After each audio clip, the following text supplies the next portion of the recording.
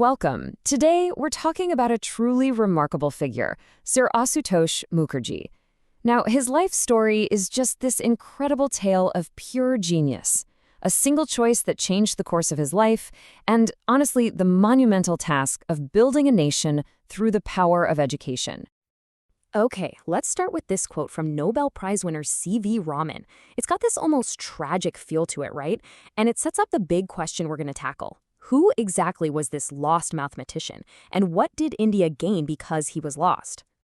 So to really get what C.V. Raman was talking about, we have to rewind. We've got to go back to the beginning and see just how ridiculously brilliant Mukherjee was with numbers, right from when he was a kid. Get this.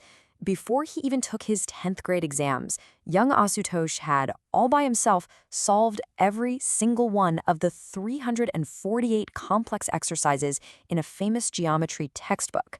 I mean, this wasn't just doing your homework. This was the sign of a real, honest-to-goodness prodigy. And his early career was just boom, boom, boom, one incredible achievement after another. Publishing in Cambridge while still a teenager, joining these prestigious societies, winning the university's absolute highest honor. He was making it clear he was a world-class talent, not just in India, but anywhere. And here's what's really important to understand. He wasn't just good at solving problems that other people made up. No, he was creating new mathematics. His solutions were so unique, so elegant, they literally named theorems after him. He wasn't just a student of math, he was a builder of it. Which brings us to the big moment, the turning point. The decision that made C.V. Raman say what he said and sent Mukherjee's life, and maybe even India's future, down a completely different road. So you have to ask, why? Why would this genius, who was on track to become one of the great mathematicians of his time, just suddenly pivot? Well, it wasn't a whim. This was a decision rooted in principle and in patriotism. So here's what happened. In 1887, he gets this great job offer at Presidency College. But Mukherjee, having this immense self-respect, laid down one condition. He had to be treated as an equal to his European colleagues. Same status, same pay. And when the British authorities said no, he walked away. And he put it so simply himself. I drifted into law. It's so understated. But in that one moment, because of that one principle, the world of mathematics lost a star, and the world of law, well, it gained a giant.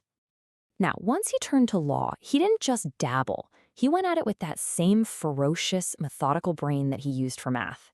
And his rise, it was just unbelievably fast. Just try to wrap your head around this number for a second. In about 20 years on the Calcutta High Court bench, he delivered more than 2,000 reported judgments. The sheer volume of his work is just mind-boggling. And these weren't just simple rulings. People called his judgments monuments. They were known for their incredible depth, their almost mathematical precision. You see, he wasn't just a judge. He was what they call a judge's judge, a true jurist who was shaping Indian law with his incredible mind. Now, of course, to get the full picture, we have to look at this ruling, which was, very controversial. When a woman named Regina Guha wanted to become a lawyer, Mukherjee's court said no, basically arguing that the law, as it was written back then, just didn't allow for it. It was a huge setback for women at the time, and it really shows you his strict literal interpretation of the law as it existed in his era. But for all his incredible work in math and law, what truly defines his life, his greatest, most lasting legacy, was how he completely remade Calcutta University. And listen to who said this. This wasn't a friend or a fan. This was Lord Lytton, the British governor of Bengal, a guy who was often his political rival. Even his opponents had to admit it. Mukherjee wasn't just part of the university, he was the university. And he went about it like a master architect. He had this grand vision to create a modern Nalanda, to bring back the spirit of India's legendary ancient university. And he didn't just talk about it. He got the money, he built the departments from scratch, and maybe most importantly, he fought tooth and nail to keep it free from government meddling. The man had an unbelievable eye for talent. He basically assembled an academic dream team for India. He convinced guys like C.V. Raman, who was working in the finance department, and a young philosopher named S. Radhakrishnan to join him. He was building the foundation for India's intellectual future. And look at this, we've come full circle. The very same man, C.V. Raman, who wrote about the lost mathematician, says right here in his Nobel Prize speech that Mukherjee is the reason he even had a scientific career. He called it an act of great courage for Mukherjee to take a chance on him.